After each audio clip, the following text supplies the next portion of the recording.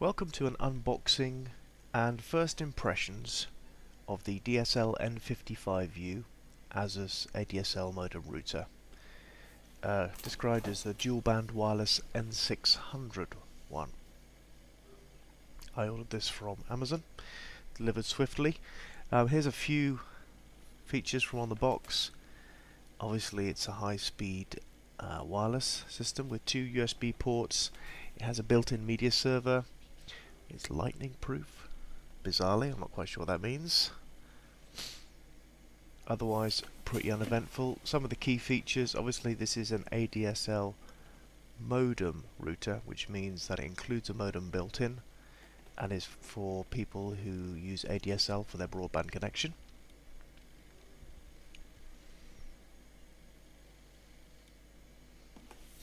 It has quite good specs, I believe, hardware-wise, and it gets good reviews on the internet, so bought it to replace my ailing billion router. Okay, you might want to check out these statistics to see whether it suits your type of connection. Otherwise, there's a few features detailed, some of which I've mentioned already. It is a gigabit router, so high-speed networking. Here we come.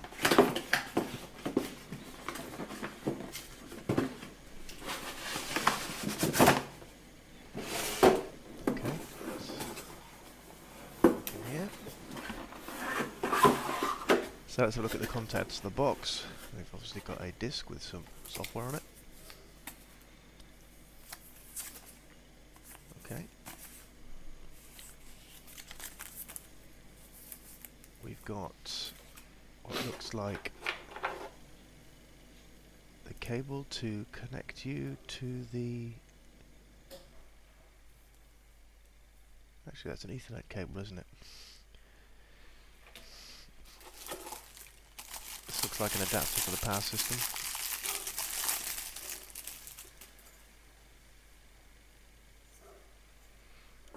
This looks like the power block.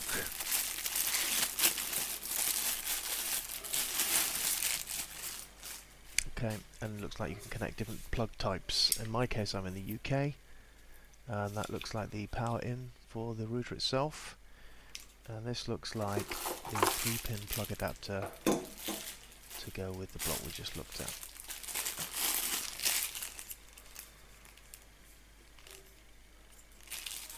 Okay, so we should be able to fit this onto my power adapter.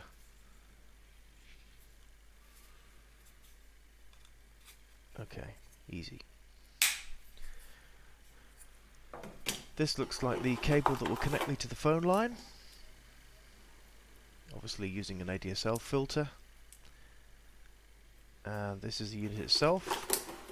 It's nicely made. It's got this kind of hatched appearance on the front. If you look at the back ports there, you've got your 4 network ports, 2 USB ports, a switch, a power input socket, and the connection to the phone line. And you can see the 3 golden connections for the aerials there.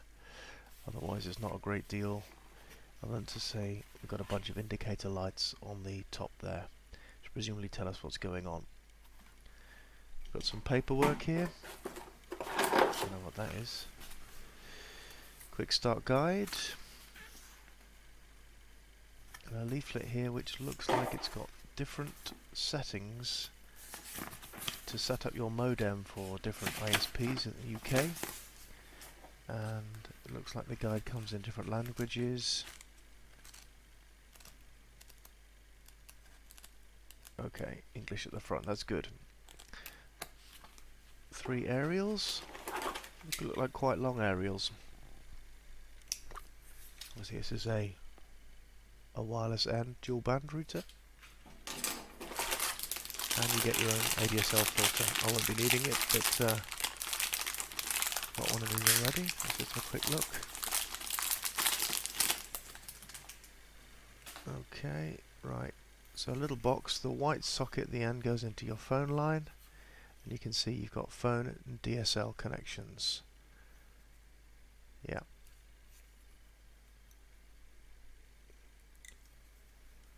And I think that's it. Okay, so nicely made unit, looks good. And I like the hatching on the top. Your aerials, your power adapter, and you also get an Ethernet cable and a cable to connect you to the phone system. So all you should need to go and get started, including a filter as well, which is great. Okay.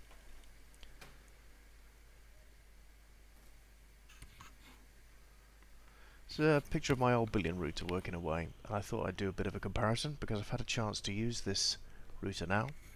So obviously the Billion is good. I have a long and noisy line where I live in the countryside, and I'm looking for a router that can replace it. Okay, this is just an example of how the Billion is performing.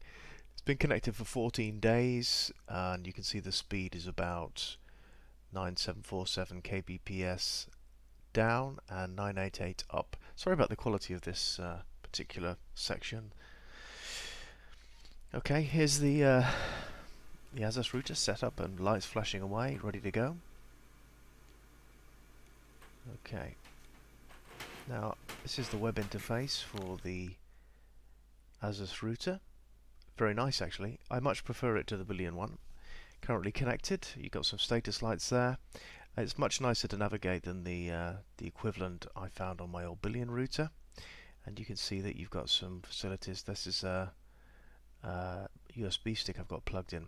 Problem I'm encountering with this router is it can't hold a connection on my noisy line. So I wouldn't recommend this router to anyone who lives a long way from the exchange or on a noisy line. Okay, it has very good facilities within the web interface to look at things, but you can see the connection light flashing away there. Has quite good traffic monitoring, and certainly I really like the way that the interface works. So it's just a shame at the moment I don't seem to be able to get a stable connection on it. The actual speed of the connection, pretty good when it's up, but obviously it's not lasting and it's varying quite a lot. So to be honest with you, I think the overall download speed is comparable to my Billion, but it can't hold a connection the way the Billion can. This we're talking about every 45 minutes an hour it's dropping the connection. Okay. What I'd like to show you here under the DSL settings is I've enabled the stability SRA and bit swap, but I've had to also put in a -5 dB stability adjustment to try and get a more stable connection, and it actually hasn't worked. So I'm still seeing connection drops and returns. You can see we've been online for 26 minutes. Okay, here's some stats if you want to see them in more detail, but I won't dwell on them. You can pause the video and look at them if you want. It shows you a bit more about my line and how it's performed. So overall, what I would say about this router is it's nicely made. It's got decent performance. The wireless is comparable with my Billion, but if you've got a noisy line or you're a long way from the exchange, I wouldn't recommend it. And I believe this is a characteristic of this type of router with the Trend chipset. So obviously if you live close to the exchange, it could be the one for you.